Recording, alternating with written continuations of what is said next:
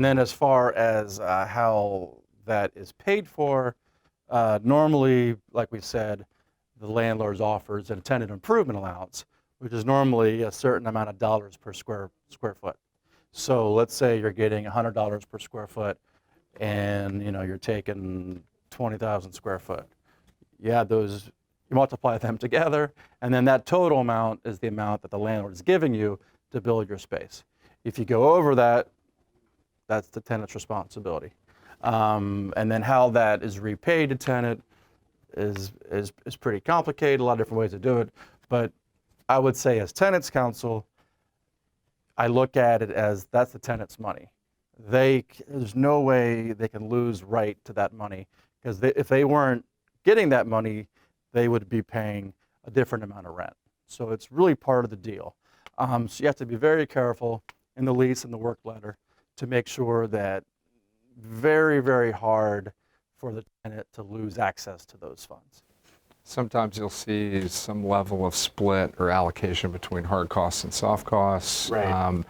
And that relates to tax issues and that type of thing. Yeah, the landlord wants that improvement allowance to benefit their building. They don't want it to go to paying the rent.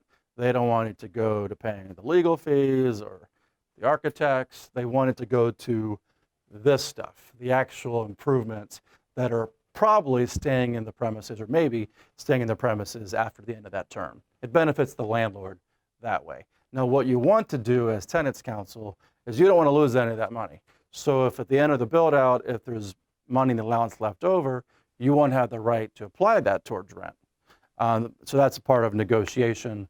Normally you end up agreeing on not more than a certain percent left over can be applied towards things like base rent.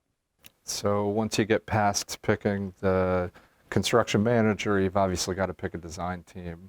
For us, we did an RFP process. Right. And ended up selecting an architect, and the architect came with a team of consultants, which included mechanical, electrical, and plumbing engineers.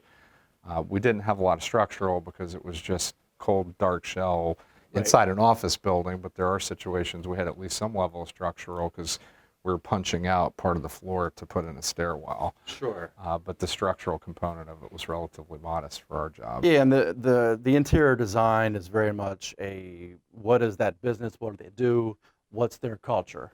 We spoke earlier in this conversation about more and more, say, technology companies are going with an open space, open floor space, where instead of having individual offices, the executives to the first-year employee all share kind of open cubicles where they work collaboratively. They might have a dartboard on the wall.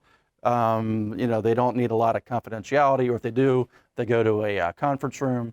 Whereas law firms, it's a changing environment, but normally law firms still want to have the privacy of the individual offices where you can speak privately and have your own space to work.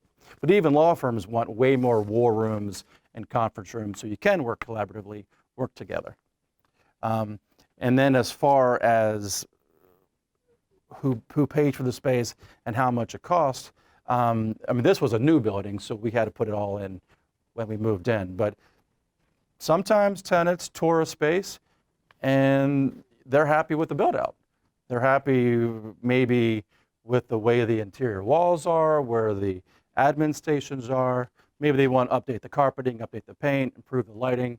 But a tenant can often save a lot of money, especially with this amount of vacancy in the market, by touring a space and taking it on a modified turnkey type basis.